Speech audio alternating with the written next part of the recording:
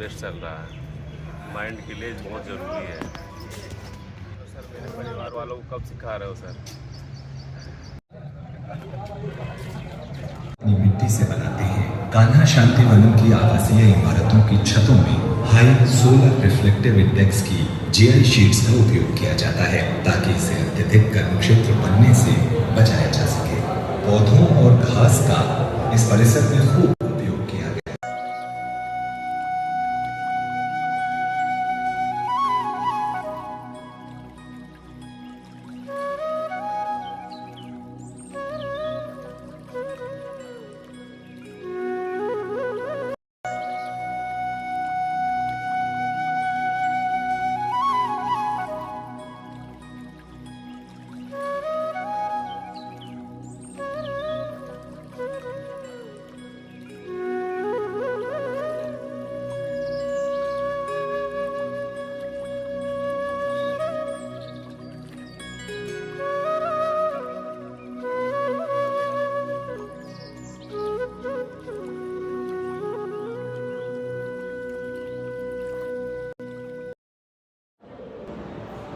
This campus, Kanha Shanti Vanam, presents a model of holistic living.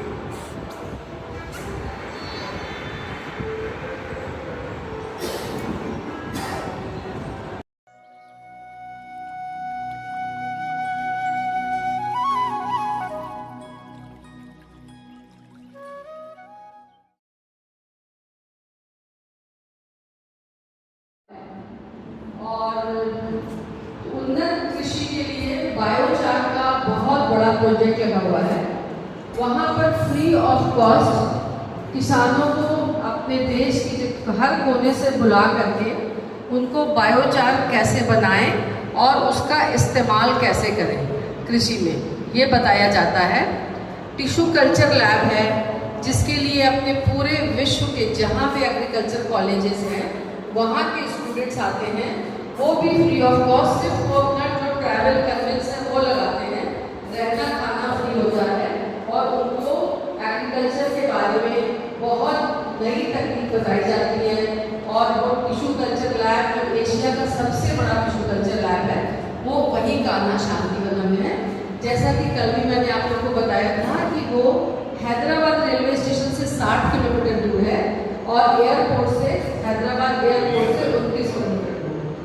तो आप सभी को मैं आमंत्रित करती हूँ कि अगर आप में से कोई भी कभी भी हैदराबाद जाना चाहे और कान्हा शांति वनम विजिट करना चाहे तो आप सभी का वहाँ पर स्वागत है।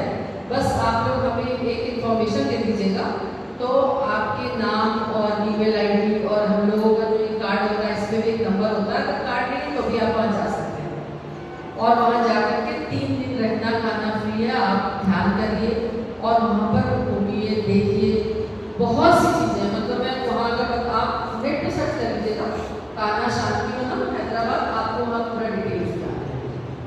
स्कूल में भी बच्चों को गीतोपदेश, गीता के जितने श्लोक्स हैं वो बताए जाते हैं।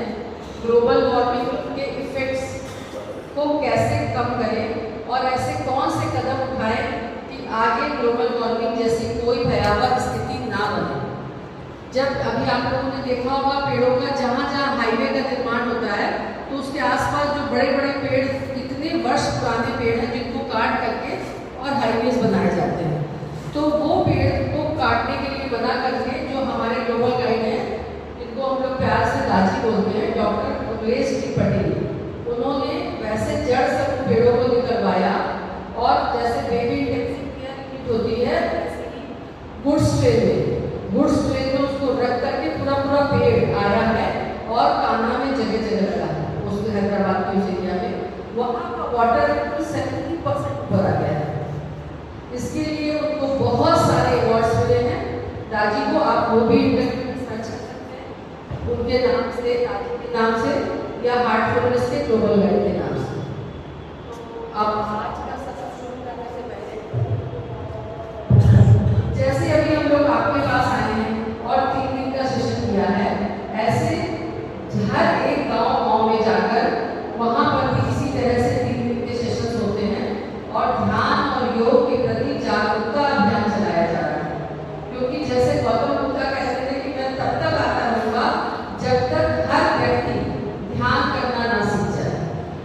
ही हमारे ग्लोबल गाइड दाजी का कहना है कि ईश्वर को पाने के लिए, ईश्वर की अनुभूति के लिए हमें पैसों का लेन देन नहीं होना चाहिए। अगर ऐसा है तो फिर या तो ईश्वर नहीं है या फिर उसकी अनुभूति नहीं कर पा रहे हैं।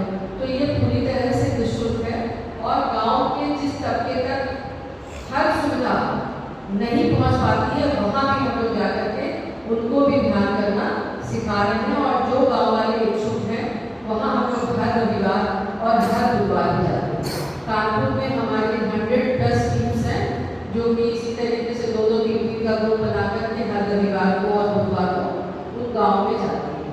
छोटे बच्चे जो स्कूल जा रहे हैं, जो कॉलेज जा रहे हैं, उनके लिए भी डिफरेंट टाइप के प्रोग्राम्स हैं।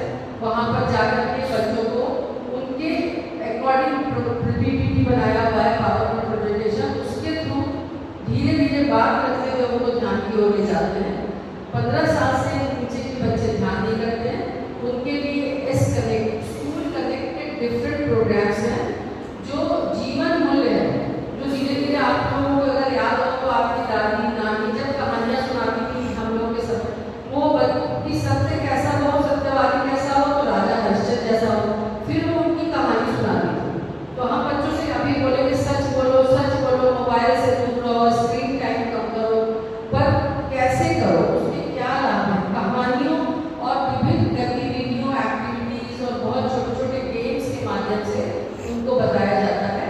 जो स्कूल हमारे इस प्रपोजल को एक्सेप्ट करते हैं वहाँ पर भी हमारे वॉलंटियर जाते हैं एक दिन, और उन बुक्स पर जो कहानियों और एक्टिविटीज पे आधारित है उसके अनुसार उनके अंदर वो 9 वैल्यूज जो हैं जीवन के मूल्य, उस पर उसके बारे में बताया जाता है।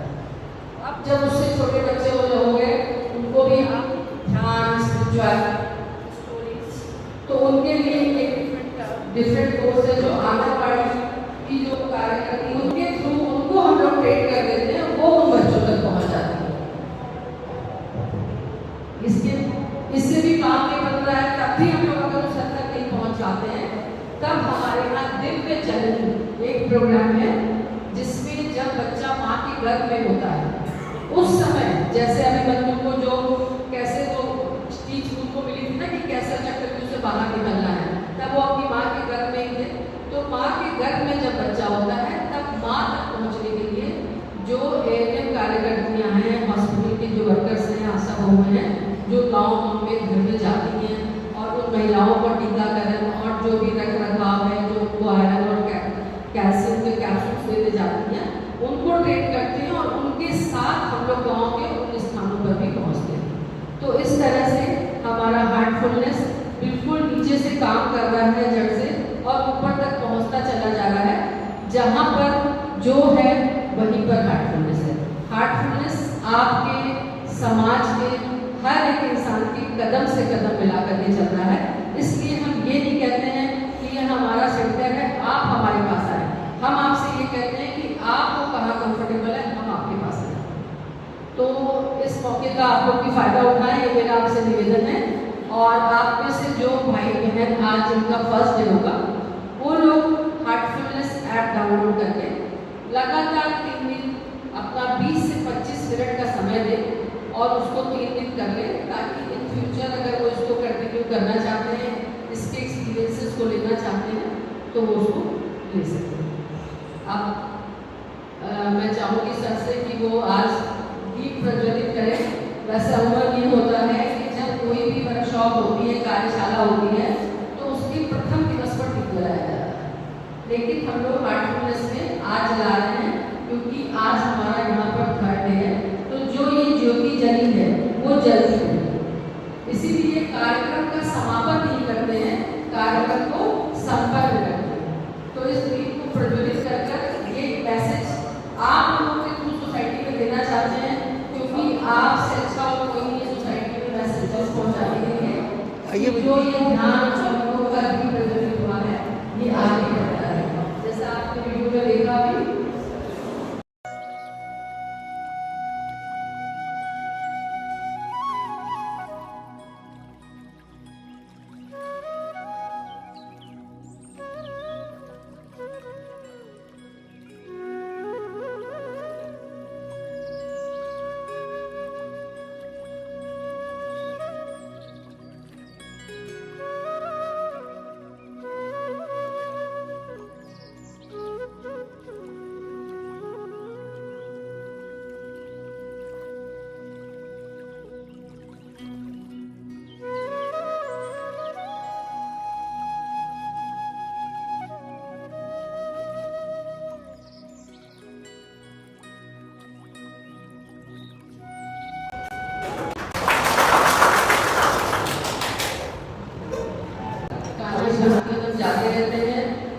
से मिलते हैं, वहाँ पर उनका स्टे होता है।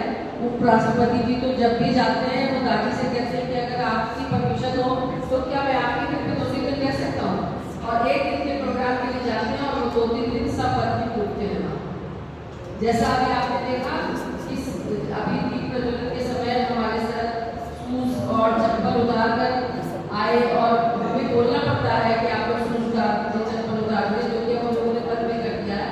तभी मैंने कहा कि समाज में जागरूकता फैलाने के लिए आप लोगों से अच्छा कोई भी नहीं।